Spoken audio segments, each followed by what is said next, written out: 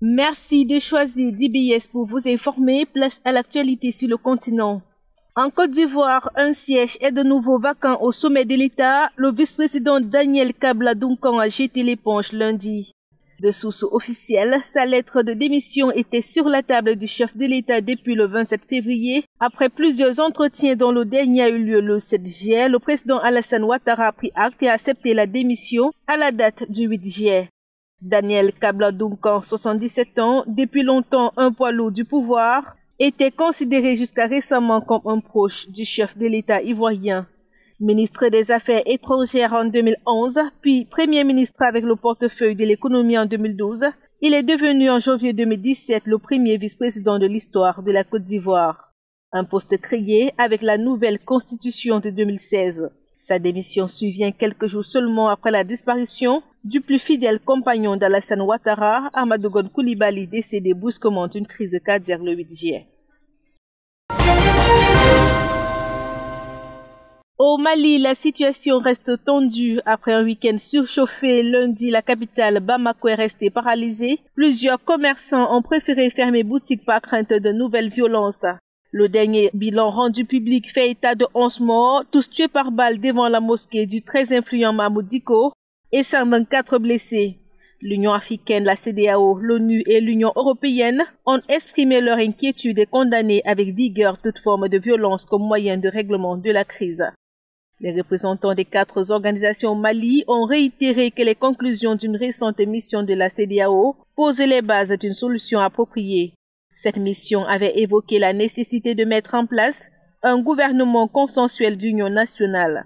Elle prônait également l'organisation des législatives partielles dans des circonscriptions dont la Cour constitutionnelle a invalidé les résultats après les élections de mars-avril. Dans une démarche d'apaisement, plusieurs leaders de l'opposition arrêtés ces derniers jours ont été libérés. D'autres libérations sont attendues ce mardi. La situation électrique qui s'écoule au Mali préoccupe les alliés voisins, inquiets d'un élément déstabilisateur de plus dans un pays confronté au djihadisme et à une série de défis majeurs dans une région elle-même tourmentée.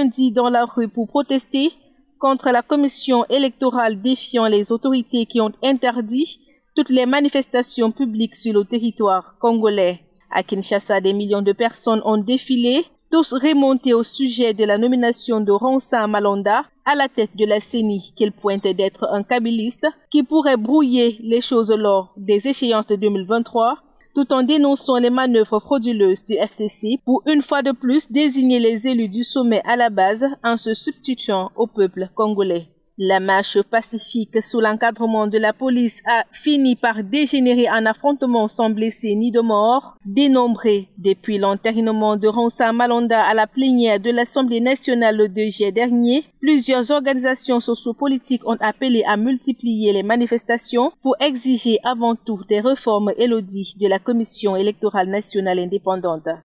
À la tête d'une forte mobilisation, l'ancien chef de guerre Jean-Pierre Bemba, un des leaders de l'opposition, a également marché pour la même cause.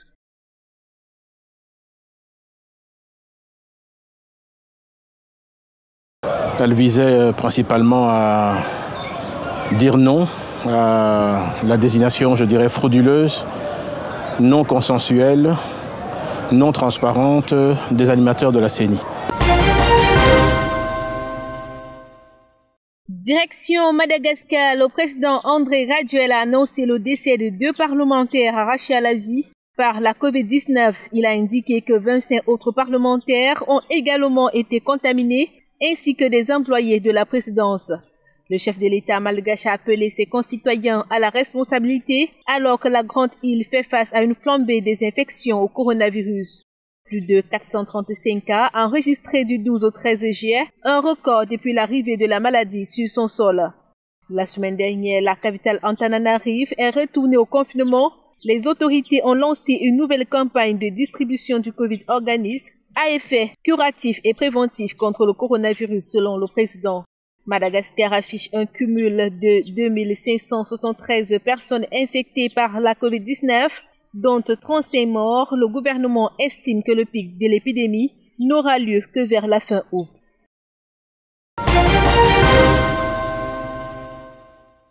Au Soudan du Sud, plusieurs personnels soignants ont démissionné par crainte de contracter le coronavirus.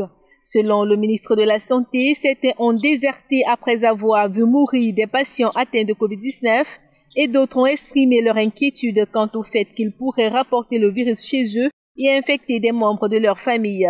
Cette vague de démissions dans les hôpitaux intervient alors que le pays connaît une flambée de contamination avec un nombre de morts revu à la hausse. Le Soudan du Sud fait partie des derniers pays africains à avoir détecté le Covid-19 sur son sol. Les autorités ont très vite engagé une batterie de mesures pour freiner la circulation de la maladie.